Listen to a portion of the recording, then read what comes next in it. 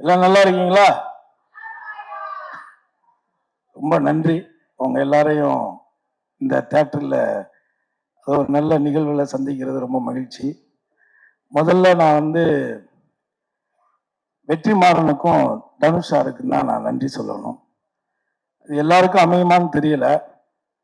அவனை ஒரு நடிகனாக அடையாளப்படுத்திய வெற்றிமாறனும் அவனுக்குள்ள ஒரு திறமை இருக்கிறங்கிறத கண்டுபிடிச்சி நீ டைரக்ஷன் கத்துக்க, என் கூட இருந்து வேலையை கத்துக்கன்னு சொல்லி அவனை ஒரு புள்ள மாதிரி கூடவே வச்சிருந்து அவனுக்கு இயக்கத்தை கற்றுக் கொடுத்த தனுஷ், ரெண்டு பேரும் இந்த இடத்துல ஒன்னா இருந்து அவனுக்கு இப்படி ஒரு நிகழ்ச்சி நடத்துறதுங்கிறது இது எத்தனை பேருக்கு அமையும் அப்படின்னு எனக்கு தெரியல. முதல்ல என் வாழ்நாள் நன்றியை அவங்க ரெண்டு பேருக்கு நான் தெரிவிச்சுக்கிறேன். நான் இதே தனுஷை திருடாத்திரியில தான் முதல்ல நான் சந்திச்சேன். அப்போ அவருக்கு ஒரு 18 வயசு இருக்கும், 18 வயசு 19 வயசு தான் இருக்கும். இன்னைக்கு நான் அவரை எப்படி நம்ம எல்லாம் பார்க்குறோம் அப்படிங்கிறது இருக்கு. அன்னைக்கு இதே தனுஷ் அன்னைக்கு இருந்த சூழ்நிலையில அன்னைக்கு காதல் கொண்டேன் படம் ரிலீஸ் ஆகலை. ஆனால் காதல் கொண்டனுடைய பெர்ஃபார்மன்ஸை பார்த்துட்டு நான் அவங்க அண்ணன் டைரக்டர்கிட்ட ஃபோன் பண்ணேன். நீ ஒரு இந்திய சினிமாவுக்கு, தமிழ் சினிமாவுக்கு ஒரு மிகச்சிறந்த நடிகனை கொடுத்துருக்கிறீங்கன்னு தான் நான் சொன்னேன். இதை காதல் கொண்டேன்ல சொன்னேன். ஆனால் இன்னைக்கு இந்த சின்ன வயசுல இந்தியாவிலேயே 2 நேஷனல் அவார்டு வாங்கின ஒரு நடிகர்னா அது தனுஷ் மட்டும்தான். ஆனா அன்னைக்கு அவருக்கு நிறைய மன வருத்தங்கள் இருந்துச்சு. ஏன்னா அன்னைக்கு இருந்த மீடியாக்கள், அன்னைக்கு இருந்த பத்திரிகைகள்லாம் இவரெல்லாம் எதுக்கு நடிக்க வந்தாருன்னா நிறைய கேள்விகள் பேச்சுகள்லாம் பேசினாங்க. ஆனா அன்னைக்கு நான் சொன்னேன், இதே மாதிரி சில நடிகர்கள், குறிப்பா விஜய் போன்ற நடிகர்கள் கூட சொல்லியிருக்காங்க இந்த பத்திரிகைகள். ஆனால் அவங்களோட அட்டைப்படம் நம்ம பத்திரிகையில வராதாங்கிற காத்துக்கிட்டு இருக்கிற காலங்கள் இன்னைக்கு நடந்துகிட்டு இருக்கு. இதே சூழல் நிச்சயமா உங்களுக்கும் வரும் அப்படின்னு நான் இன்னைக்கு நம்பினேன். அவர் மேல இருந்த அந்த திறமையின் மேல இருந்த நம்பிக்கையில. சோ அப்பேற்பட்ட ஒரு ஆள சிறந்த, இன்னைக்கு தேசிய அளவுல பல விருதுகளை பெற்ற இயக்குனர் வெற்றிமாறன், அவருடைய முதல் கதை பொல்லாதவன். அந்த பொல்லாதவன் கதையிலிருந்து நான் அவர் கூட டிராவல் பண்றேன். அந்த படத்துல நான் நடிச்சேன். ஆனா அதுக்கப்புறம் எந்த படத்துல அவர் என்ன நடிக்க கூப்பிடல, அது வேற.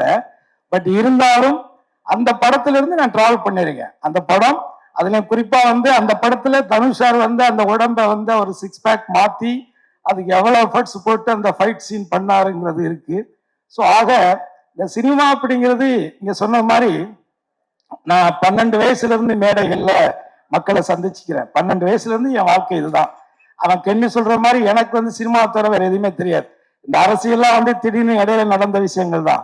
பட் அது பிரச்சனை இல்லை. ஆனா ஒரு அடிப்படையா நான் ஒரு கலைஞன், சினிமாவில் சம்பாதிச்சு சினிமாவிலேயே படங்கள் எடுத்து டிஸ்ட்ரிபியூஷன் பண்ணி இப்படி ஒரு நடுத்தர வாழ்க்கையத்தான் நான் வாழ்ந்துட்டு இருக்கிறேன். ஆனா நான் ஒன்ன மட்டும் முழுசா நம்பினேன், சினிமாவுக்கு நாம உண்மையா இருந்தால் சினிமா ஒருபோதும் நம்மை கைவிடாது அப்படின்னு நான் நம்பினேன். அப்படி நான் வச்ச அந்த நம்பிக்கையினுடைய ஒரு நம்பிக்கை தான் என்னுடைய மகன் கென்னு நான் நினைக்கிறேன். அதே நேரத்துல என்னுடைய மனைவிக்கு இந்த நேரத்தில் என்னுடைய நெஞ்சார்ந்த நன்றியை நான் தெரிவிச்சுக்கிறேன். ஸோ அவங்களுடைய வளர்ப்பு, அவங்களுடைய அனுசரிப்பு, அவங்களுடைய அந்த மோட்டிவேஷன், இது எல்லாம் சேர்ந்ததுதான் கென்னு. ஆனா நான் எப்போதும் நம்புறது ஒரு திருவள்ளுவருடைய குரல் தான்.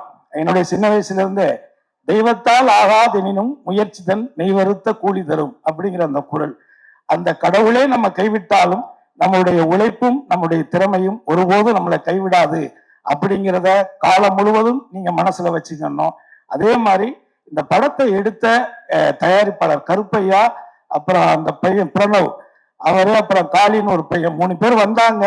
அதுல ஒருத்தர் வெளியேறிட்டாரு. பட் அவங்க 2 பேரு அவங்க அம்மா எல்லாம் சேர்ந்து ஒரு புது பசங்க, நீங்க இவங்க எப்படி பண்ணுவாங்க அப்படின்னு நம்ம இந்த 25 வருஷத்துல நல்ல விஷயங்களை விட கசப்பான விஷயங்கள் தான் அதிகமா சினிமாவில் கத்துருக்கிறேன்.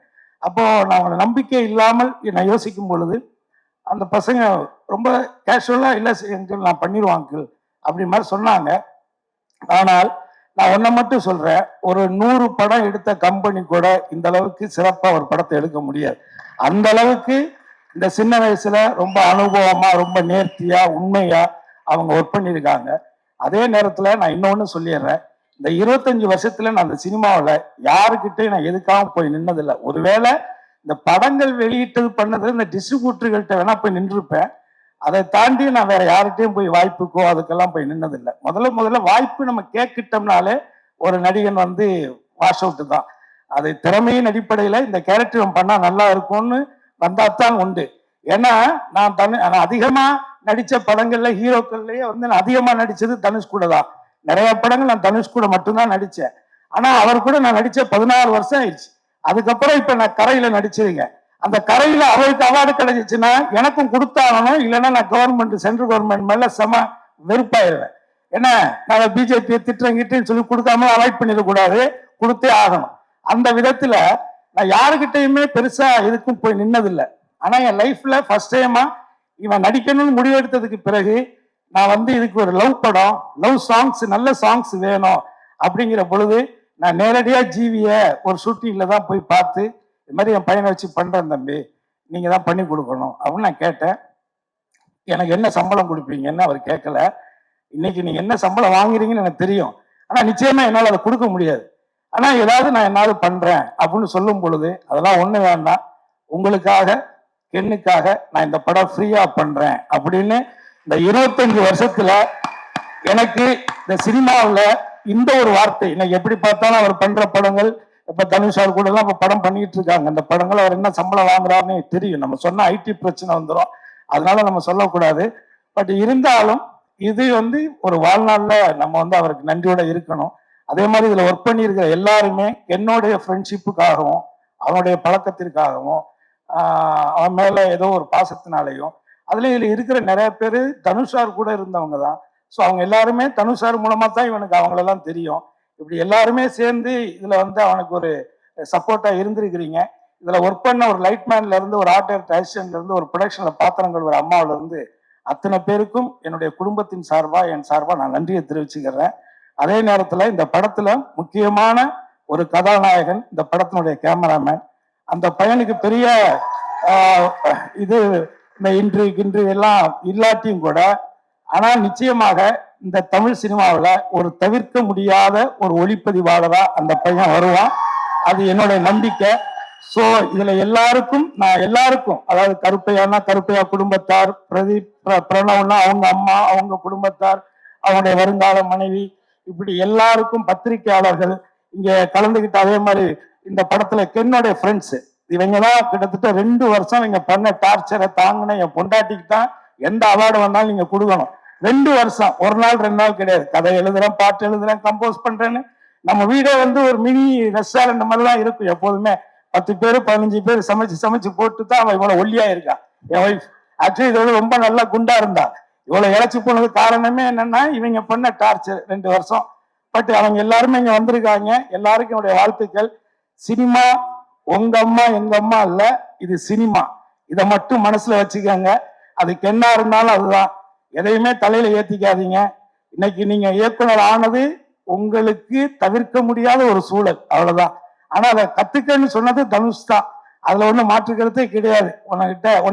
அவர் ஏன்னா அவர் ஒன்னு செலக்ட் பண்றாருன்னா அவளை ஈஸியா ஒரு விஷயத்த செலக்ட் பண்ண மாட்டாரு.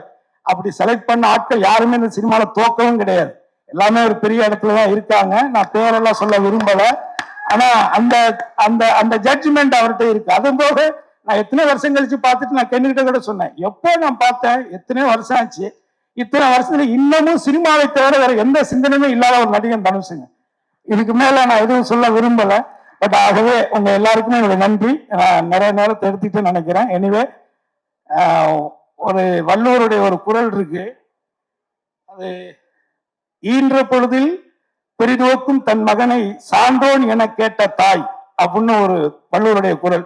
இதை விட என்னுடைய மனைவிக்கு ஒரு பெரிய சந்தோஷத்தை அவன் பிள்ளையாக அவன் கொடுக்க முடியாதுன்னு நான் நினைக்கிறேன். Really I am proud of you my dear son. Thank you. Sir